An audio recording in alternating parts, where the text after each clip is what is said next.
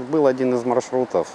Це був один з маршрутів патрулювання міста. Поки йшли від об'єкту до об'єкту, дивились за державними об'єктами, крім охорони громадського порядку. Государственными, помимо порядка на вулиці.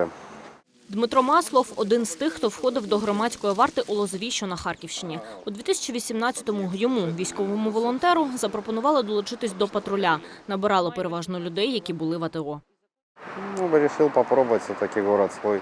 Вирішив спробувати. Це ж моє місто. Стало цікаво. Чим зможу, тим допоможу. Невеликі зміни, але були. У місті все ж стало спокійніше. Все-таки в городі було немного спокійніше. Дмитро пригадує, патрульних на зміні було 8, розподілялись по різних районах міста. Було 3 зміни, зміна починалася. Було 3 зміни. Зміна починалася о 8 ранку і тривала добу з невеликими перервами. З невеликими переривами. Варта пропрацювала 2 роки. Припинилось патрулювання через брак грошей. Зайшов як пілотний проєкт, спробували. Це був пілотний проєкт. Спробували. З приводу того, вийшло чи ні, потрібно питати не у співробітника, а у громадськості. Не у сотрудника, а у общественності. В центрі міста зустрічаємо Дениса Гуменного. Він добре пам'ятає патрулі і шкодує, що зараз на вулицях немає тих чоловіків у мілітарі. Я думаю, що потрібно. Я гадаю, що потрібно.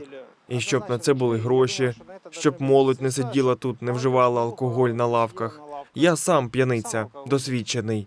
Але я нормальний, я себе контролюю хоч трохи. Контролюю хоч немножко. Не відчуває себе безпечно у Лозовій Валентина Глитко. Раніше було замічання зробиш, кажуть, звініть, більше не будемо рухатися. Зараз одному зробила, іде з дитиною. Він мені сказав, ото йдеш, ну йди. Громадська варта Лозової – частина проєкту «Безпечне місто» – ініціатива Лозівської міської ради. Задум був підсилити поліцію, якої не вистачало на дрібне вуличне хуліганство, говорить секретар Лозівської міськради Сергій Коба. Було дуже багато звернень наших мешканців про те, що хтось десь вночі кричить, десь щось обфарбували, десь хтось з ким подрався.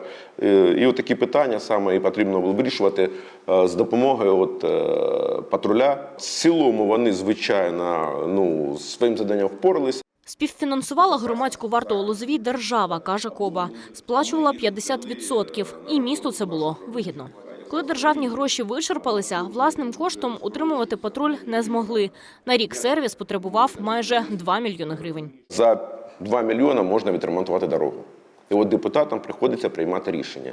І 2 роки тому, і зараз проти патрулю виступає атовець Костянтин Семитоцький. Вважає таку форму напівлегальною. Але я особисто вважаю, що саме дотримання закону, фактично, тобто моральна та частина, фактично люди, коли збираються в такі громадські формування, вони діють на засадах безкоштовних абсолютно. Громадський порядок – це якраз засади законності. Щоб приступити до роботи, спершу чоловіки вступили до товариства ветеранів АТО Харківської області. Створена на її базі охоронна фірма «Антирейдер Ветеран» взяла їх на роботу.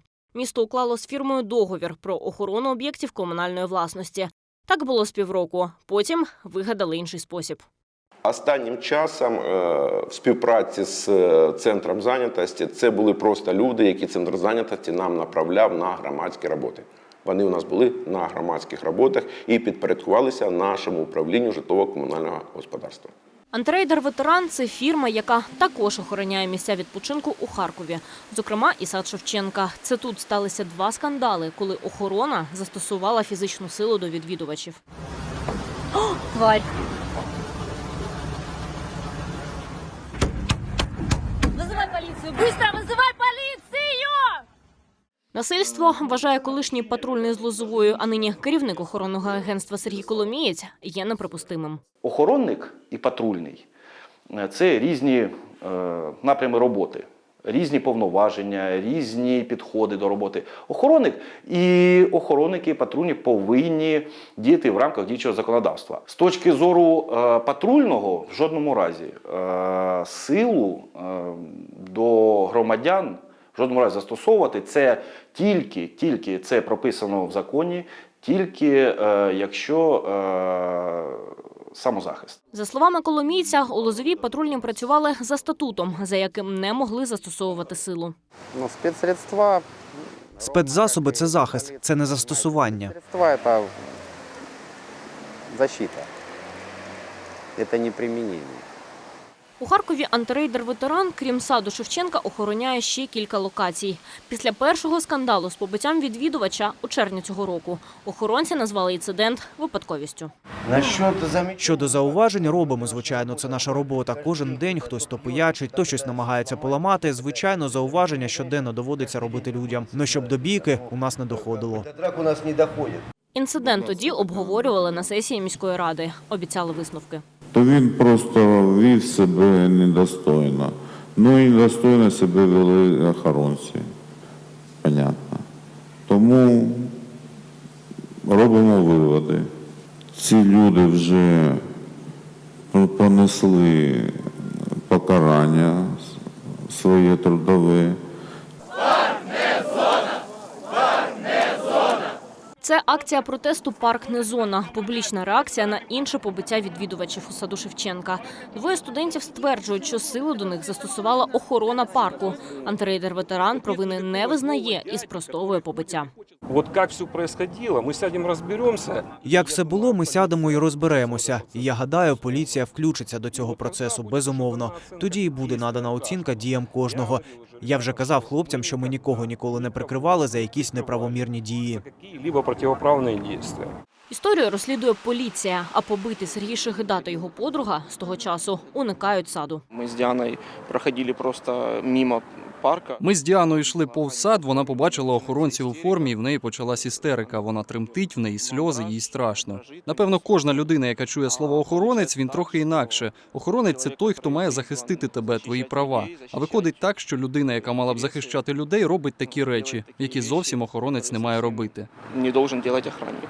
Зауваження, але не насильство. Як охоронні фірми, так і громадські формування в жодному випадку не можуть застосовувати силу до людини, говорить директор Інституту соціальних досліджень Денис Кобзін. Там є різні статуси. Є різні статуси. Якщо це охоронна фірма, то вони в якихось рамках мають право застосовувати силу, але тільки для тих завдань, які прописані працівникам охоронного агентства. Їхня основна задача – запобігти правопорушенню і утримати правопорушника до приїзду поліції. Але не більш того. Якщо ж це якась муніципальна варта, громадське формування, в них прав не більше, ніж у звичайної людини на вулиці. Чи не змінив антирейдер-ветеран свого переконання у невинуватості співробітників, дізнатися Суспільному не вдалося. Заступник директора фірми припинив відповідати на дзвінки.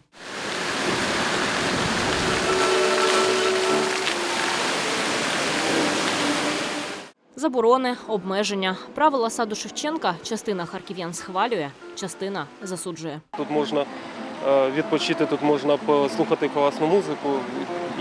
А те, що по газонах не можна гуляти, це, наоборот, класно. Є такі люди, які прийдуть, нагадять там і підуть собі. Свобода не чувствується. Свобода не відчувається, коли є якісь заборони. Туди можна ходити, туди не можна ходити. Там наступив на каміння, а до тебе підбігає охоронець зі словами «на каміння не можна наступати». Неприємно, коли ти гуляєш, фотографуєш дитину, а вони стоять над душою і кажуть, що тут не можна стояти, туди не можна ходити.